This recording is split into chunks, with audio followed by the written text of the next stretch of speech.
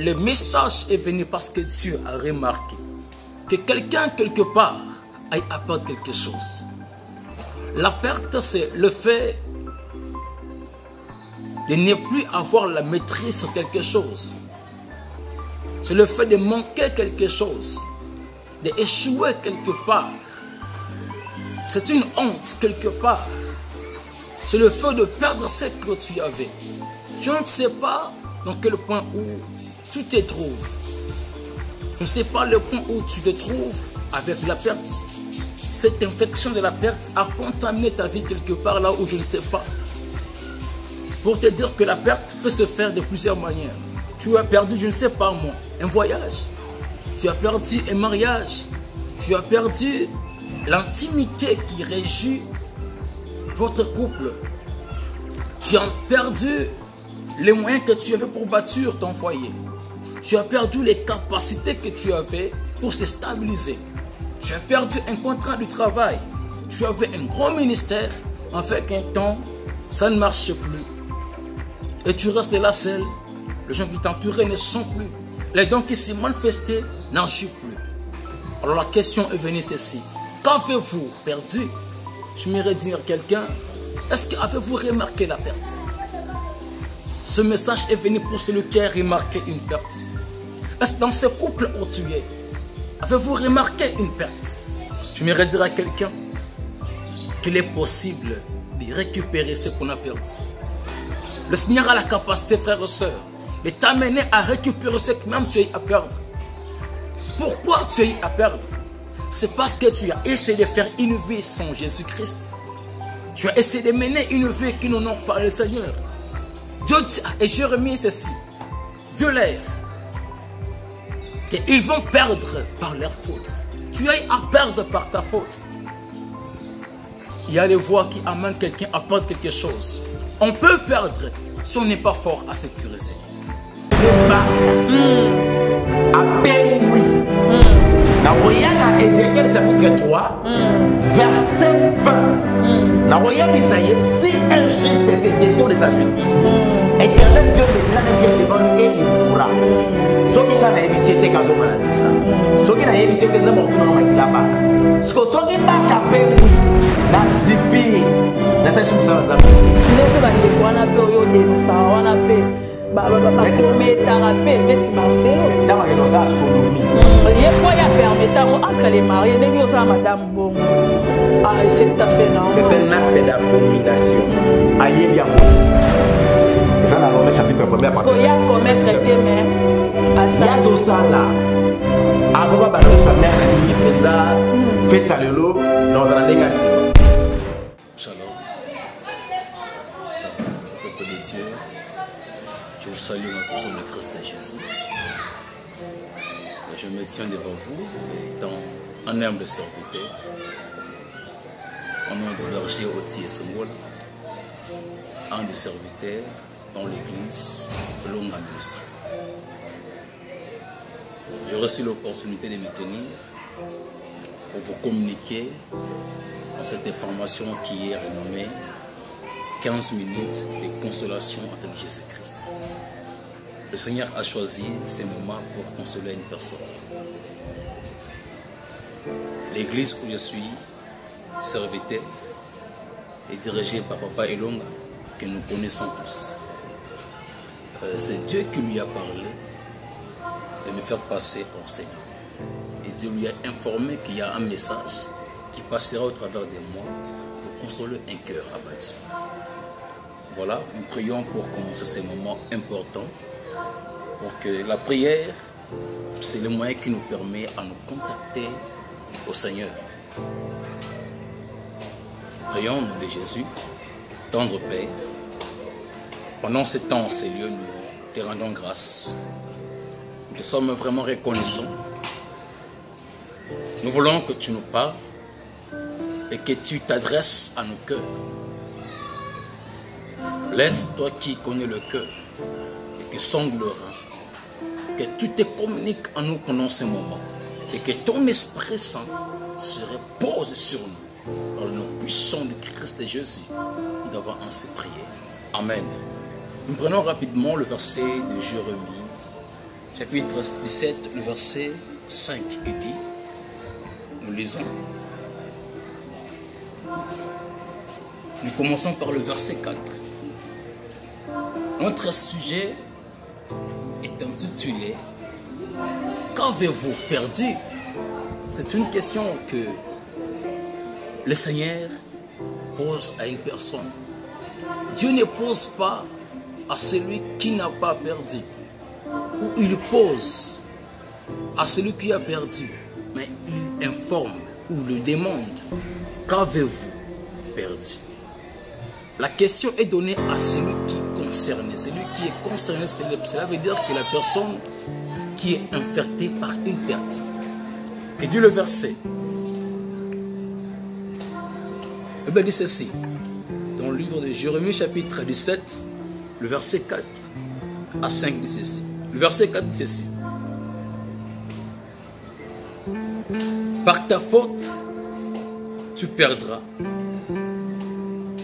l'héritage que je t'avais donné. Ici, Dieu est en train de dire à Jérémie, de communiquer à son peuple. Le péché que son peuple a fait en sorte que le peuple puisse perdre quelque chose. Et Dieu dit ceci, que par ta faute, tu perdras. Alors notre thème est intitulé que qu'avez-vous perdu? Le message est venu parce que Dieu a remarqué que quelqu'un quelque part a à perdre quelque chose.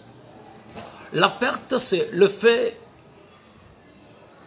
de ne plus avoir la maîtrise sur quelque chose. C'est le fait de manquer quelque chose, d'échouer quelque part. C'est une honte quelque part. C'est le fait de perdre ce que tu avais. Je ne sais pas dans quel point où tu te trouves. Je ne sais pas le point où tu te trouves avec la perte. Cette infection de la perte a contaminé ta vie quelque part là où je ne sais pas.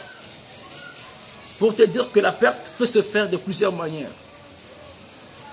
On peut perdre un bon voyage. Il y a des voyages qui peuvent honorer une personne.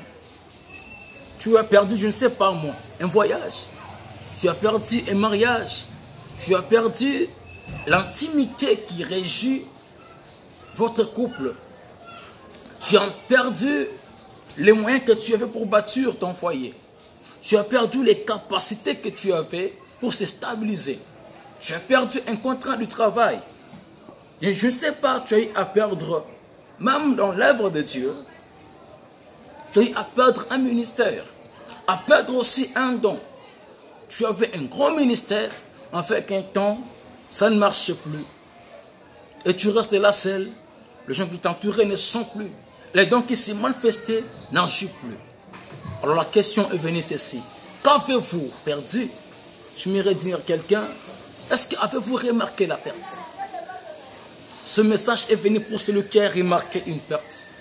Est-ce que dans ce couple où tu es, avez-vous remarqué une perte? Au niveau même de l'intimité, tu as remarqué une perte. On peut perdre les choses et on peut aussi perdre les hommes. Il y a ceux qui ont perdu l'amour dans le couple, dans l'amour dans le foyer. L'homme rentre comme il le veut. Il sort comme il le veut. Il n'y a plus l'intimité, il n'y a plus l'amour. Dans une église, on peut perdre une intimité. Une église où le courant de l'amour ne passe pas. Il n'y a que de querelles, de disputes, de divisions. L'amour n'est plus. C'est-à-dire qu'une église qui a perdu la paix, c'est une église dont la paix n'a plus encore la place. On peut aussi perdre non seulement les objets, mais aussi les hommes. Si nous lisons encore très loin, vous allez remarquer ceci, qu'avec les temps, dans la Bible et même des gens, dans Ruth chapitre 1, vous allez remarquer une famille qui était en déplacement. La famille s'est déplacée quelque part, dont la mère s'est renommée Naomi. Avec le temps, Naomi a eu à perdre son mari et ses deux fils.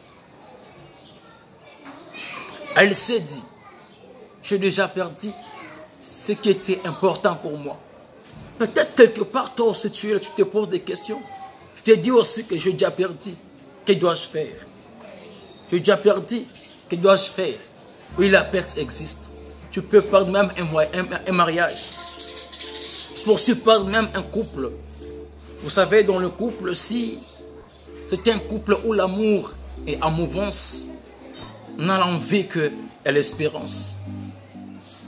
Mais quand ça arrive qu'il n'y a plus l'affection, où le courant ne passe plus, dans une famille où les tantes entre elles ne se parlent pas, les enfants ne se parlent pas, les oncles et neveux, le courant ne passe plus, la famille est divisée en plusieurs parties. La perte est entrée. La perte a commencé. Il y a eu même des personnes. Tu étais tellement entouré de très bonnes personnes qui te soutenaient, même par des conseils, même par des matériels, par les finances. Et avec le temps, tu as eu à perdre ces gens-là. Aujourd'hui même, l'appel, quand tu appelles, on ne te reçoit pas. Quand tu toques la porte, on ne t'ouvre même pas la porte. Et tu te poses tes questions. Tu veux savoir qu'est-ce qui m'arrive. Le Seigneur, ce soir ou ce matin, pose question à une personne pendant ce moment. Qu'avez-vous perdu? Qu'avez-vous perdu? Avez-vous remarqué l'absence de quelque chose? Oui, bien-aimé. Il y a des temps où tu passes en restant seul. Ce qui veut dire que tu as à perdre quelque chose. J'ai un témoignage à lancer à une personne. Je connais un couple qui était en cours pour le mariage. Du coup, l'homme m'a appelé. Berger, venez un peu s'il vous plaît.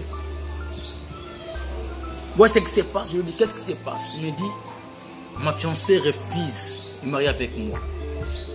Dans peu de temps, on veut se marier, tu le sais, berger. Mais on ne comprend pas, elle refuse de se marier. Donc, nous sommes réunis ici pour rompre. Mais avant de rompre, on va le rompre à 17 h. Mais il est encore 15 h. Berger, si Dieu peut agir, j'aime cette femme. Je me donne pour elle. Du coup, comme ça que je le puisse, je ne saurais pas la perdre comme ça. On a prié. Le Seigneur m'a fait voir ce qui s'est passé. Je parlais à la femme. Dans ta famille, il y a des combats spirituels. Et les combats t'empêchent à se marier. Et la décision que tu as prise à refuser le mariage, ce n'est pas toi. C'est un esprit impur. Et quand on a commencé les prières, l'esprit s'est manifesté. L'esprit a dit, c'est moi qui refuse son mariage. Et après la prière, la décision a été changée. L'homme a récupéré cet amour, cette affection, la femme qu'il faudrait perdre. Je me dire à quelqu'un qu'il est possible de récupérer ce qu'on a perdu. Le Seigneur a la capacité, frères et sœurs, de t'amener à récupérer ce que même tu as à perdre. Pourquoi tu as à perdre? C'est parce que tu as essayé de faire une vie sans Jésus-Christ. Tu as essayé de mener une vie qui n'honore pas le Seigneur. Dieu dit à Jérémie ceci, de l'air, qu'ils vont perdre par leur faute. Tu as à perdre par ta faute. Il y a des voies qui amènent quelqu'un à perdre quelque chose. On peut perdre si on n'est pas fort à sécuriser. On peut perdre si on n'a pas l'information de ces domaines. Bien-aimé, tu veux faire une affaire de voyage d'un pays à un autre. Tu dois être informé de comment ça s'est fait. Toi, tu n'as pas l'information, tu as les moyens, tu ne réussiras pas quand même. Malgré les moyens que tu mets, tu ne connais pas comment ça se passe. C'est pratiquement impossible de réussir. Il faut être informé. Mais la chose qui m'étonne est que il y a ceux qui ont des moyens, mais qui échouent toujours. Tu ne réussis pas. Tu as des moyens, tu as des biens, mais tu n'arrives pas à réussir. Qu'est-ce qui se passe? L'échec peut entrer là. Le fait que tu n'es pas informé, ou tu n'as pas la connaissance de ce domaine-là, tu veux réussir au niveau de l'entreprise, mais tu n'as pas la connaissance de comment ça se fait pour réussir. Tu n'y réussiras pas. Tu veux réussir à gérer un foyer, mais tu ne sais pas comment ça se fait, comment ça se passe. Tu n'y réussiras pas. Il faut être informé pour réussir. C'est ainsi que la manque peut être, ou la perte peut entrer par la manque de connaissances, de quelque chose. Il y a d'autres personnes qui ont perdu même des parcelles parce qu'il manquait juste des gens qui pourraient s'élever et comparaître justice pour sa cause. Lui a perdu une maison. Il manquait les avocats. Il n'a pas les moyens d'appeler les avocats pour défendre sa faveur. Maintenant, comment vaincre la perte? Comment on peut y arriver à vaincre une perte? On peut arriver à vaincre la perte si on connaît Jésus-Christ dans la vie. Si on a le Seigneur comme Seigneur et Sauveur. Le fait qu'on a déjà lu dans nos vies, on peut réussir. Si nous lisons le dernier verset des Proverbes, le verset 16, le chapitre 16, le verset 3 qui dit: recommande ton activité à l'Éternel et tes projets se réaliseront. Tu as eu à perdre parce que tu ne marches pas avec Dieu. Tu as eu à perdre, homme de Dieu, parce que tu as goûté les péchés. Tu t'es plongé au péché. Tu as eu à perdre parce que tu as voulu faire une vie sans Jésus. Mais je te rassure, crois à la parole de Dieu, que bientôt il y a une consolation qui arrive. Il est possible de le récupérer encore. Tant que tu es encore en vie, il est possible, frère. Avec la grâce de Dieu, tu récupéreras ce que tu as eu à perdre. Ce qu'on a à perdre par le vie de péché. Par l'absence de Dieu, par l'incapacité, il est possible que par la grâce de Dieu, nous puissions le récupérer. Il est possible que par l'amour de Dieu, nous puissions le récupérer. Si tu crois à la parole de Jésus, nous allons prier ensemble. Et la grâce qui touchera le problème. La grâce qui impacte touchera ce qui te dérange. Et tu verras comment Dieu va te consoler. Le temps où tu passes à la maison seul en pleurant, quand tu es avec les gens, tu souris. Mais quand tu restes seul, tu fais que pleurer. Je me sais, il est temps que ces moments-là arrêtent dans votre vie. Il est temps que Dieu agisse maintenant. Les hommes ont dit ceci.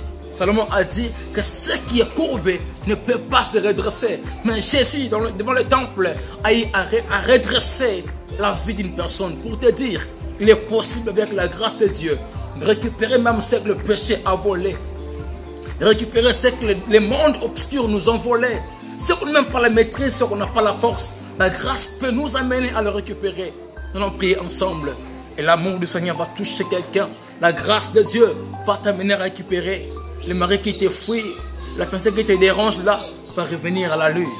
Et vous allez continuer la marche. Prions au nom de Jésus. Tendre Père, Dieu de grâce, merci pour ces messages importants.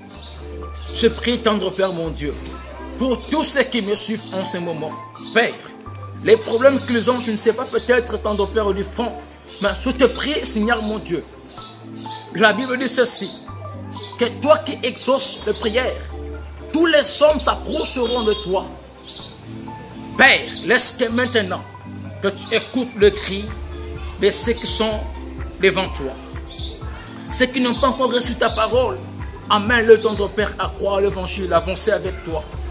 Et que ta main maintenant, Seigneur Dieu de grâce, se répande dans le monde entier. Console le cœur abattu. Console le cœur démoralisé. Console le cœur découragé. Ceux qui n'ont plus encore la force d'avancer, aide-les, tendre Père au Dieu, d'avancer encore. Ceux qui n'ont plus encore l'espoir, redonne encore l'espoir au Dieu. Ceux qui sont affaiblis, redonne encore la force au Dieu. Afin qu'au Père, qu'ils avancent encore avec toi dans le nom de Jésus. Rebâtis les couples qui sont en couple pour la division. Rebâtis-les encore au Dieu. Les familles qui sont divisées, rebâtis-les encore au Père. Ils sont encore réunis ensemble. Au nom puissant de Christ, je en suis prié. Que le nom puissant de Jésus-Christ, je dis Amen. Que le Seigneur vous bénisse. C'était votre humble serviteur, le berger Oti et Songola, de l'église Elonga Ministry. Si le Seigneur nous permet encore, ou s'il y a des questions à poser, posez-nous des questions en ce qui concerne la perte. Nous serons là pour vous répondre. Que le Seigneur vous bénisse et bénisse cette œuvre. S'il faut nous soutenir par la prière, par tous les moyens qu'il faut, nous sommes là. Dans le nom puissant de Christ, et le Seigneur n'oubliera pas vous bénir. Nous t'avons ainsi prié, Père. Merci.